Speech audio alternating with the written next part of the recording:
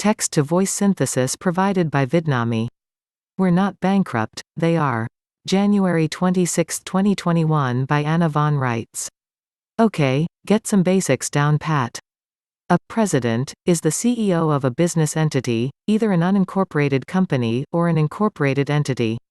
That's not the same as the head of state for an entire country, is it? No, it is not. So, wake up and pay attention. 1. President of the United States. 2. The President of the United States. 3. President of the United States. 4. The President of the United States. 5. President of the United States. 6. President of the United States. 7. President of the United States. 8. President of the United States. 9. President of the United States of America. 10. The President of the United States of America. 11. President of the United States of America. 12. President of the United States of America. 13. The President of the United States of America. 14. The President of the United States of America. 15. President for the United States of America. 16. The President for the United States of America. 17. The President for the United States. Okay, I could go on, but I think everyone can now literally see what has been going on here. We have all sorts of presidents, of all sorts of variations of United States, and more variations of United States of America, and all sorts of variations and permutations and combinations and styles of these names and labels, each applying to separate legal fiction entities, until no sane person on the street is ever going to be able to sort out who is who or what organization is what. You have to ask which president? Which United States? Which United States of America? Anyone remember the old Abbott and Costello baseball routine? Who's on first and what's on second? It's like that. And so, it's easy for people to mistake one United States for another United States entirely. Or, one United States of America for another United States of America. With this in front of your faces, please understand that 1. Our country has never been bankrupt, ever.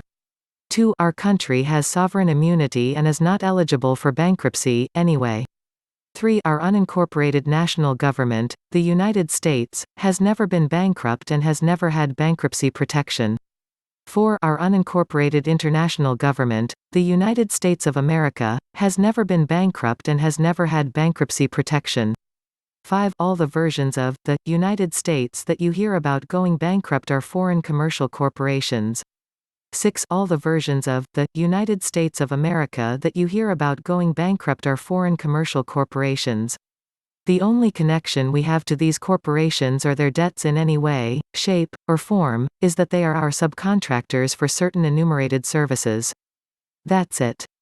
The entities that went bankrupt during and after the Civil War were all state-of-state business organizations that were members of the original Confederation, both North and South.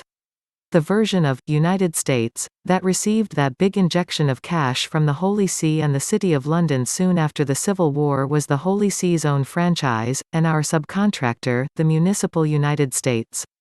Not us. Stop a moment and use your noggins.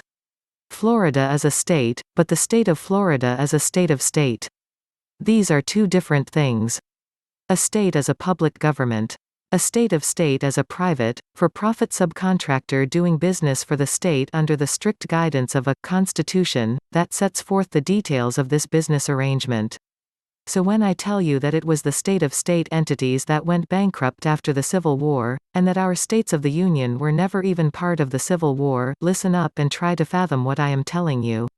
Our lawful government in international jurisdiction, the United States of America, which is an unincorporated federation of states, never fired a shot in the Civil War. Our Congress never issued a declaration of war. Our Congress never issued a peace treaty. We had nothing to do with the entire boondoggle. So when these people tell you that the U.S. is broke, or the U.S. is bankrupt, or the U.S. is in debt, which U.S. are they talking about? I'll give y'all a great big clue, it isn't us. It isn't these United States that are bankrupt or responsible for all the warmongering and commercial mercenary conflicts. It's those United States, the municipal United States, that is up to its yarmulkes and papal tiaras in debt. Virtually every soldier or sailor in the past 160 years has trespassed against the states and the people, and has committed treason against our lawful government and our constitutions, even though 99.9% of them don't have a clue that this is so. They don't know that they've been used as cheap mercenaries instead of actual soldiers and sailors, either.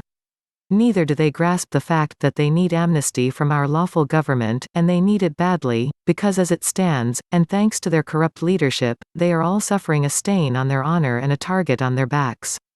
The Joint Chiefs and officers at all levels need to stop jerking around playing name games and spinning off new, deceptively similar, names for commercial corporations intent on defrauding us, and stop setting up offshore corporations to steal their employers blind under color of law. Just as it is time for the municipal government to go back in its box, it's time for the Brits to stop trying to impersonate us and substitute their corporations for the missing pieces of our government. We are here now, and we are able to chart our own course, able to front our own corporations, able to set aside foreign debts, able to reconstruct the Confederation and the American Federal Republic, able to do our own bookkeeping, too. We can show them who's on first, second, third, and home, without even breaking wind.